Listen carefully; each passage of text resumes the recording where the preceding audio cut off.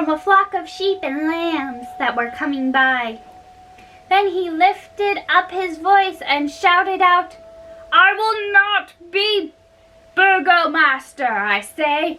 I will not be made burgomaster." The shepherd, hearing this, went up and said, "What is all this noise about?"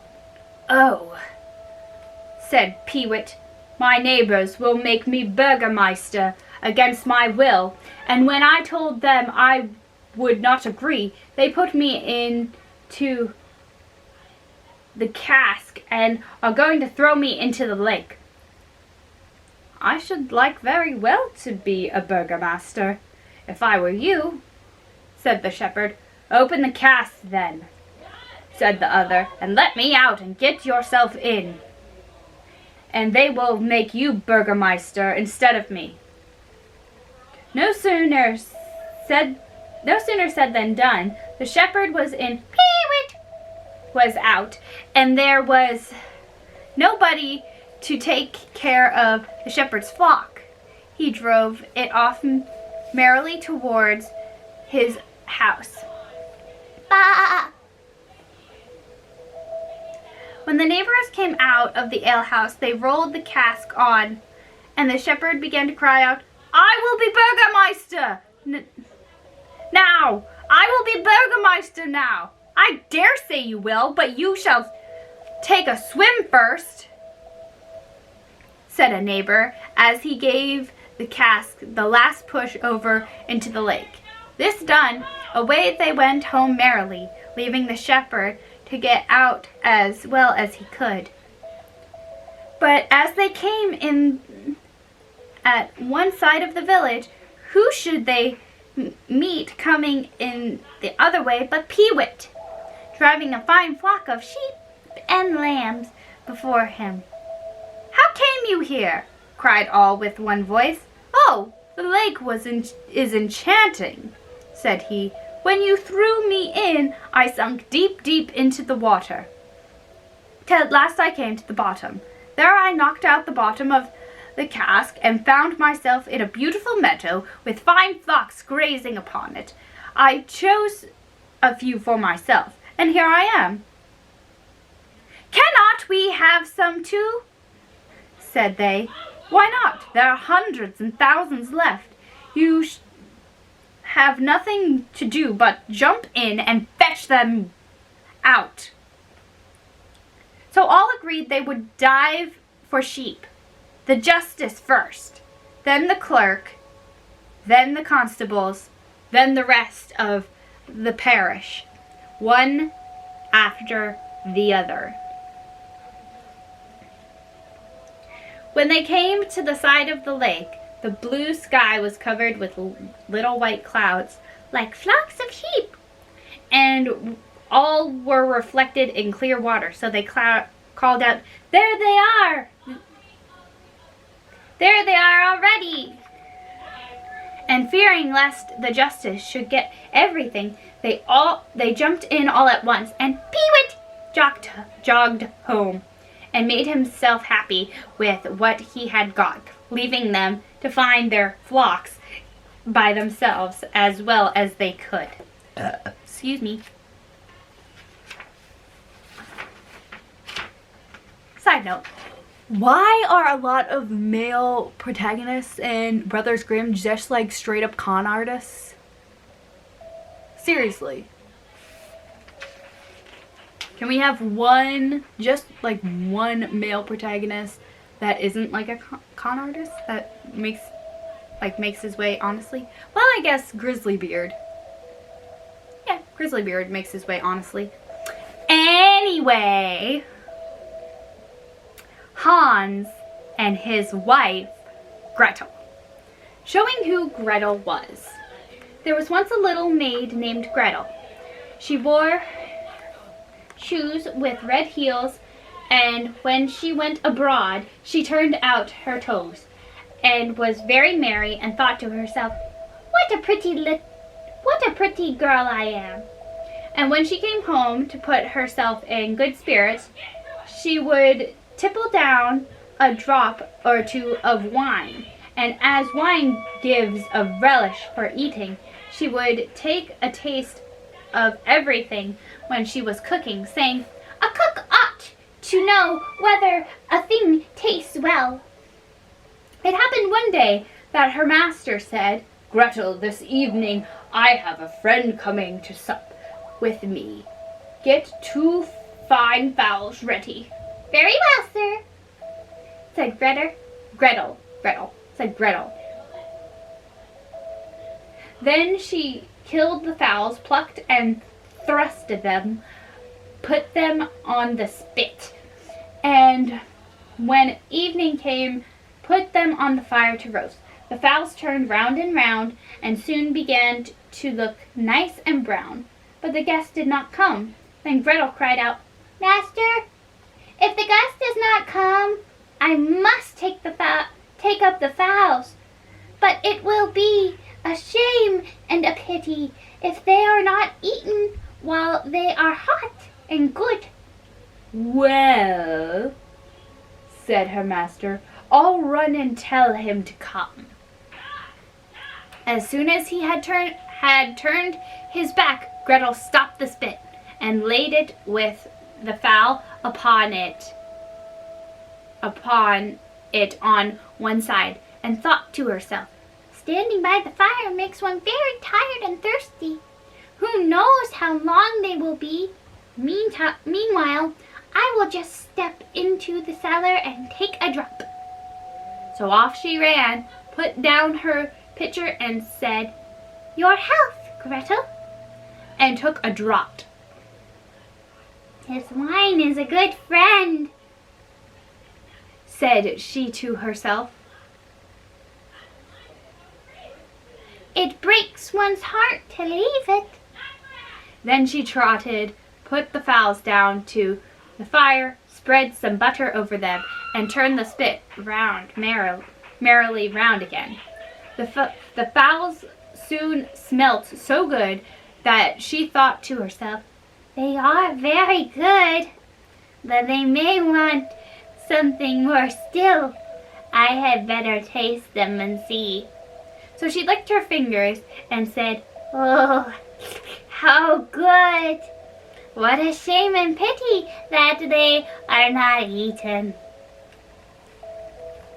Away she ran to the window to see if her master and his friend were coming, but nobody was in sight.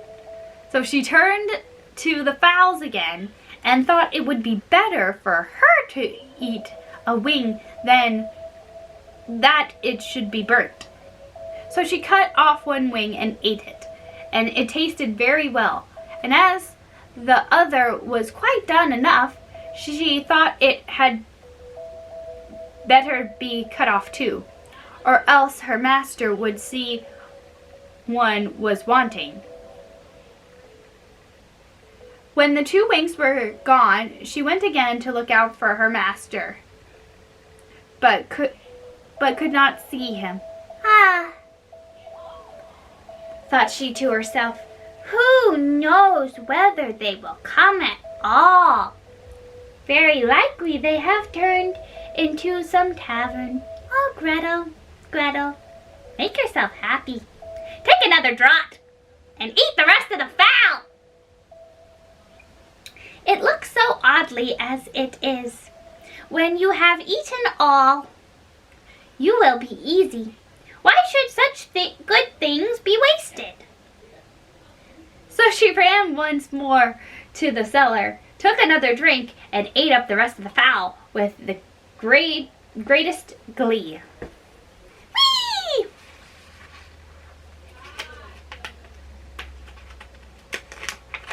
Okay, just making sure the pages weren't sticking.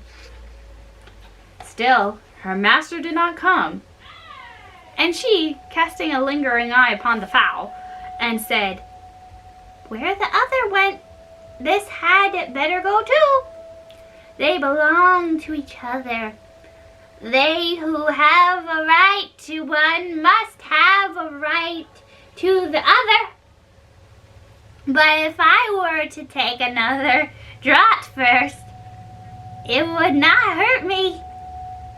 So she trickled down another drop of wine and sent the fowl to look after the first.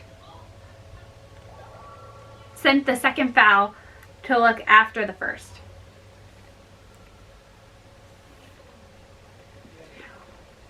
While she was making an end of this famous meal, her master came home and called out, "Now quick, Gretel, my friend is just at hand."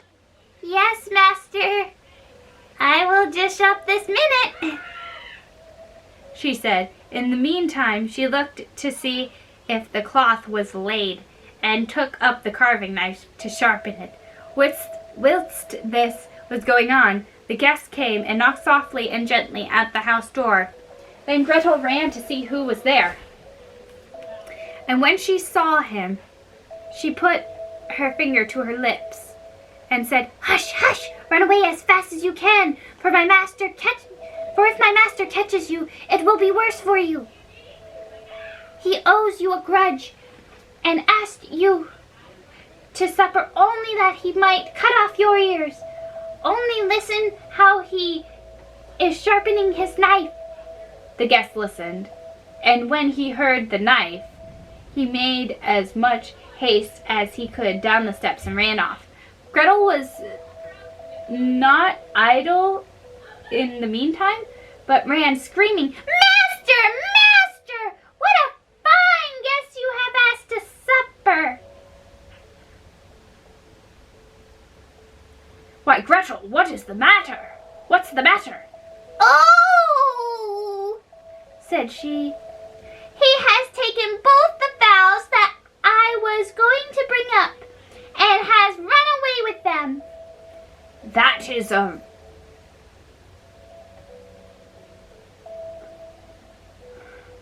rascally trick to play," said the master. "Sorry to lose the fine chickens. At least he might have left one for me, that I might have something to eat." Called out to him to stay, but the guest would not hear. So he ran after him with his knife in his hand, crying out, "Only one! Only one! I want only one!" Meaning the guest should leave him one of the fowls and not take both, but he thought that... Funny illustration.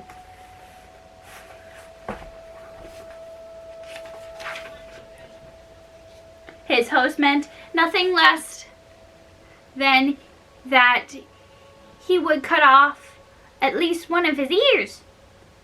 Excuse me. So he ran away to save them both, as if he had hot coals under his feet. Hans in love. Hans' mother says to him, "Whither so fast?" "To see Gretel," said Hans. "Behave well." "Very well. Goodbye, mother." Hans comes to Gretel. "Good day, Gretel." "Good day. Good day, Hans. Do you bring me anything good?" "Nothing at all. Have you anything for me?" Gretel gives Hans a needle. Hans says, "Goodbye, Gretel." "Goodbye, Hans." Hans takes the needle, sticks it in a thrust of hay, and takes both off home. "Good evening, mother." "Good evening, Hans. Where have you been?" "To see Gretel." "What did you take her?" "Nothing at all." "What did she give you?" "She gave me a needle." "Where is it, Hans?" "Stuck in the thrust." "How silly you are. You should have struck it in your sleeve." Let me alone. I'll do better next time." "Where now, Hans?" "To see Gretel, mother." "Behave yourself well." "Very well. Goodbye, mother." Hans comes to Gretel. "Good day, Gretel." "Good day, Hans. What have you brought me?" "Nothing at all. Have you anything for me?" Gretel gives Hans a knife. "Good day. Goodbye, Gretel." "Goodbye, Hans."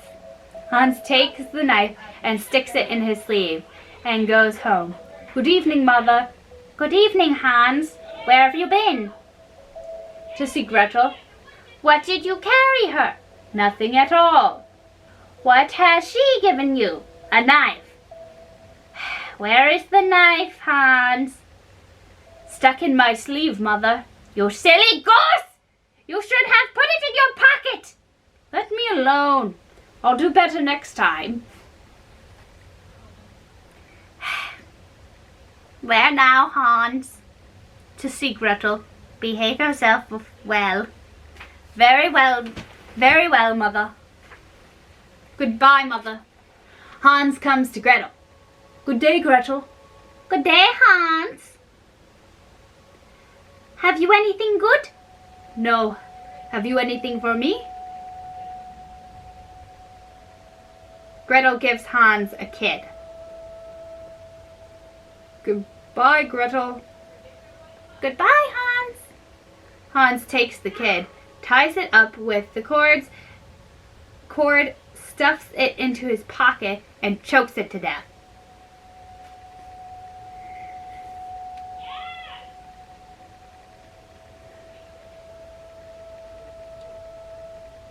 Good evening, Mother. Good evening, Hans. Where have you been? To see Gretel, Mother. What did you take her? Nothing at all.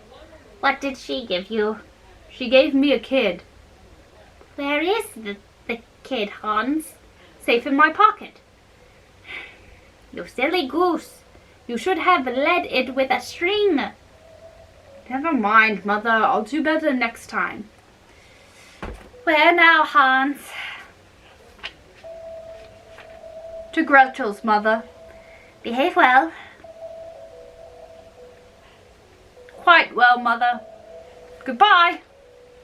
Hans comes to Gretel. Good day, Gretel. Good day, Hans. What have you brought me? Nothing at all. Have you anything for me? Gretel gives Hans a piece of bacon. Hans ties the bacon to a string and drags it behind him. The dogs come after and eats it all up as he walks home. Good evening, Mother. Good evening, Hans. Where have you been? To Gretel's. What did you take her? Nothing at all. What did she give you? A piece of bacon. Where is the bacon, Hans? Tied to a string, and I dragged home, but somehow or other all gone. What a silly trick, Hans. You should have brought it on your head. Never mind, Mother. I'll do better another time. Where now, Hans? Going to Gretel. Take care of yourself. Very well, Mother. Goodbye. Hans comes to Gretel. Good day, Gretel. Good day, Hans. What have you brought me? Nothing. Have you anything for me? Gretel gives Hans a calf. Hans sets it upon his head, and it kicks him in the face. Good evening, Mother. Good evening, Hans. Where have you been? To see Gretel. What did you take her? Nothing. What did she give you? She gave me a calf. Where is the calf, Hans? I put it on my head, and it scratched my face. You silly goose. You should have led it home and put it in the stall. Very well. I'll do better another time. Where now, Hans? To see Gretel. Mind and behave well. Goodbye, Mother. Hans comes to Gretel. Good day, Gretel. Good day, Hans. What have you brought? Nothing at all. Have you anything for me? I'll go home with you. Hans ties a string around her neck and leads her along and ties her up in the stall. Good evening, Mother. Good evening, Hans. Where have you been? At Gretel's. What did she give you? She said she has come herself. Where did you put her? Fast in the stall with plenty of hay. How silly you are. You should have taken good care of her and brought her home. Then Hans went back to the stall, but Gretel was in a great rage and had got loose and run away. Yet, after all, she was Hans' bride. Girl, you can do so much better. You are pulling the weight in this relationship. It's like, Gretel, you can do so much better, homegirl. So much better. Hans married. Hans and Gretel lived in the village together, but Gretel did as she pleased and was so lazy that she would never work. Can you blame her? And when her husband gave her any yarn to spin, she did it in a slovenly way. And when it was spun, did not wind it or on the reel, but left it to lie all tangled about. Hans sometimes scolded, you don't have a leg to stand on. But she was always beforehand with her tongue and said, how should I wind it when I have no reel? Go into the wood and make one. If that's all, said he, I will go into the wood and cut reel sticks. Then Gretel was frightened lest when he had cut the sticks he should make a reel, and thus she would be forced to wind the yarn and spin again. So she pondered a while, till at last a bright thought came into her head, and she ran slyly after her husband. And there's something on the FT in after, and I don't know what it is. It's not coming off, whatever it is. Anyway, something must have gotten on the thing when they printed it. Anyway, into the wood without delay. As soon as he had got into a tree and began to bend down a bough to cut it, she crept into a bush below, where he could not see her, and sang, Bend not the bough, he who bends it shall die. Heel not the reel, he who reels it shall die. Hans listened a while, laid his axe down, and thought to himself, What can it be? What indeed can it be? And he at last, It is only a singing in your ears, Hans. Pluck up. I think that's supposed to be a U, not an N. Somebody typed that out wrong. Anyway, pluck up your heart, man. So he raised his axe and took hold of the bough. But once more the voice sang, Bend not the bough, he who bends it shall die. Heel not the reel, he who reels it shall die. Once more he stopped his hand. Fear came over him, and he began pondering what it could mean.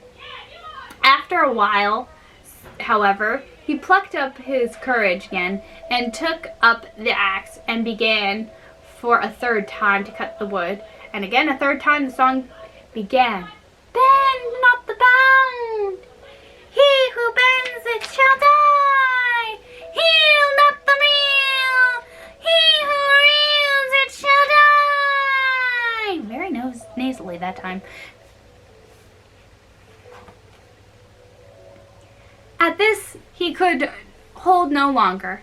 Down he dropped from the tree and set off homewards as fast as he could. Away too ran Gretel by a shorter cut, so as to reach home first. And when he opened the door, met him quite innocently, as if nothing had happened, and said, Well, you have brought a good piece of wood for the reel? No, said he. I see plainly that no luck has come of that reel. And then he told her all that had happened and left her for that time in peace. But soon afterwards, Hans began again to reproach her with the untidiness of her house. "Wife," said he, "is it not a sin and a shame that the spun yarn should lie all about in that way?" "It may be so," said she, "but you know very well that we have no reel. If it must be done, lie down there and hold up your hands and legs, and so I'll make a reel of you and wind off the yarn into skeins." "Very well," said Hans, who did not much like the job, but saw no help for it if his wife was to be set to work. So he did as she said, and when all was wound, the yarn is all in skeins, said he. "Now take care and get up early and heat the water and boil it well so that it may be ready for sale." Gretel disliked this part of the work very much, but said nothing to him. "Very well, I'll be sure to do it very early tomorrow." But all the time she was thinking to herself what plan she could take for getting off such work for future. Betimes in the morning, she got up, made the fire, and put on the boiler. But instead of yarn, she laid a large bowl of tow in it and let it boil. Then she went up to her husband, who was still in bed, and said to him, "I must go out. Pray look meantime to the yarn in the boiler over the fire. But do it soon, and take good care, for if the cock crows and you are not looking to it, they say it will turn to tow."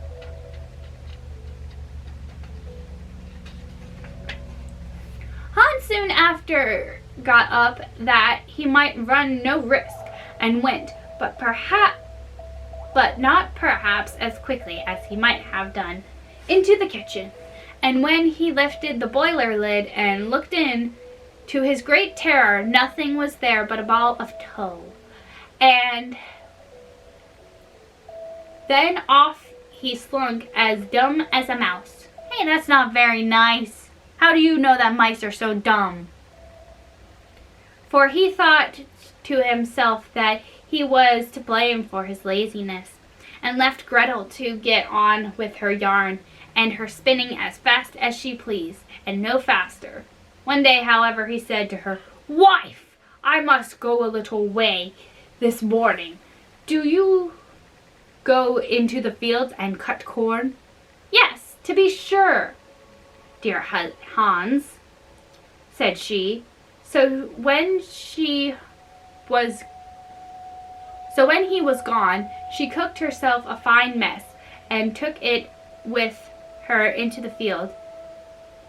When she came into the field, she sat down for a while and said to herself, "What shall I do? Shall I sleep first or eat first? Hi-ho, I'll first eat a bit." Then she ate her dinner heartily, and when she had had enough, she said to herself, "What shall I do? Shall I reap first or sleep first? Hi-ho, I'll first sleep a bit."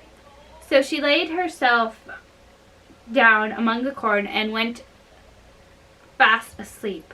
By and by Hans came home, but no Gretel was to be seen, and he said to himself, What a clever wife I have. She works so hard that she does not even come home to her dinner."